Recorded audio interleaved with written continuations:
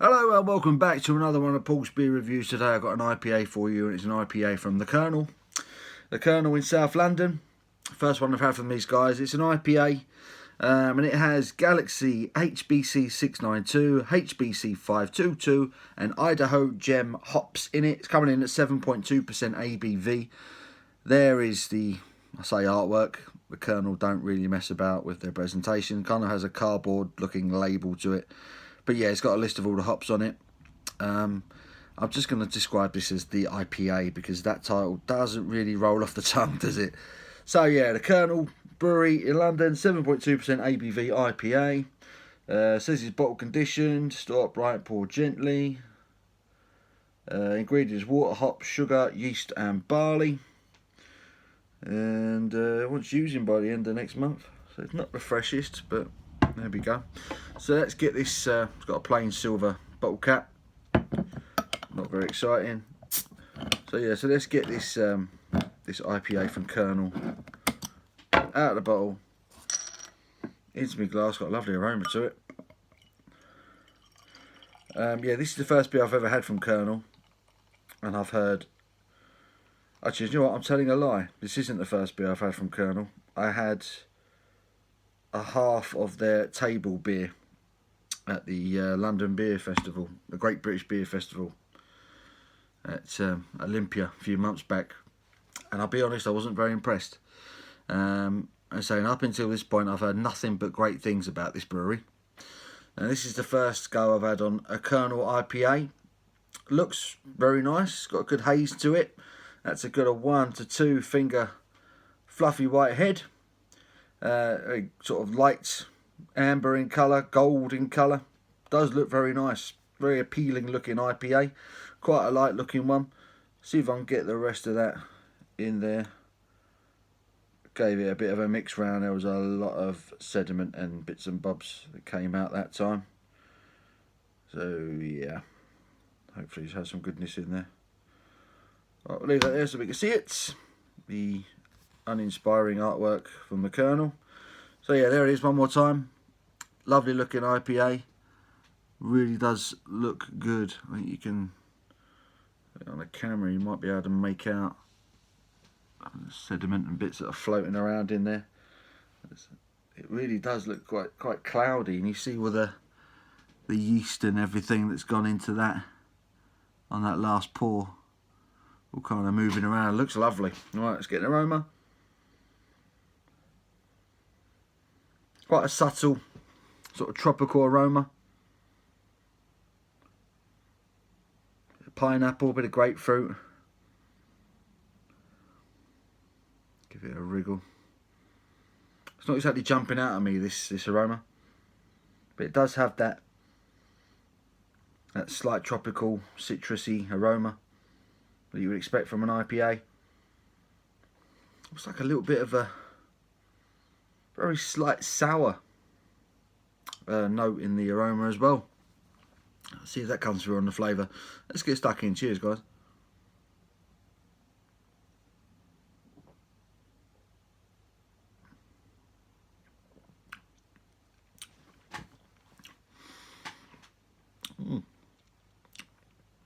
Very piney, this one.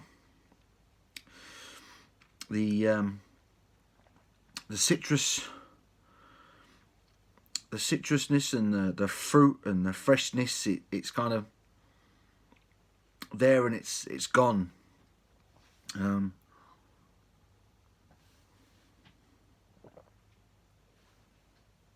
Juiciness initially, and this pininess comes in.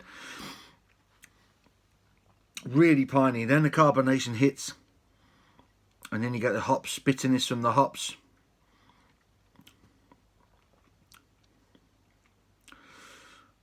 There's quite a nice balance to this, but the pininess to it is the overwhelming flavour.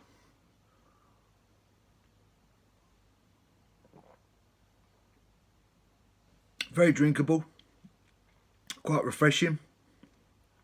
It's quite light on the palate, quite thin. And so you're getting that fruit, that freshness, fruity freshness initially. little bit of juice, very subtle juicy hit, and you get a big piney hit, and it goes with that fruit quite nicely. They commend one another.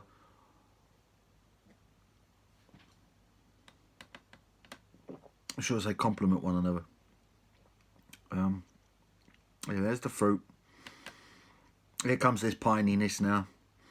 There's the carbonation now, throwing around this bitterness, the hops. I'm not very familiar with the hops on this one. Obviously, I know the Galaxy hop, but HBC692, HBC522, and Idaho gem. I'm not really familiar with those hops. I'm not really sure what I'd be sort of expecting from a flavour or an aroma. But yeah, it's really piney, this one. There's a really big piney flavour to this. It's a nicely balanced IPA. There's that nice juice flavour I spoke of initially. Then in comes that pine. And then in come the hops at the end, the bitterness from the hops. It's not a hop bomb.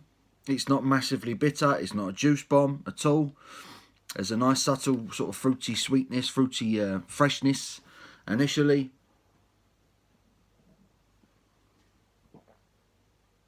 Juicy there. In comes that pininess.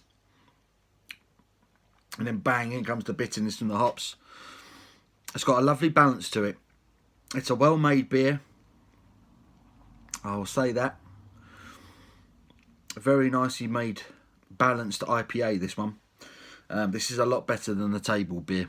I don't remember the table being very good at all, if I'm honest.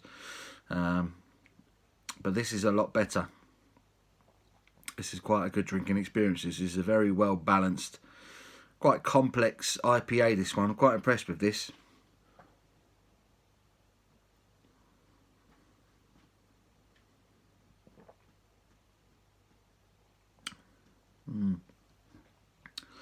Yeah, fruity, refreshing.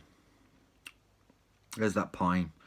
That carbonation hit brings in the hops, brings in that subtle bitterness. That's a nice balanced IPA. I'm quite enjoying that.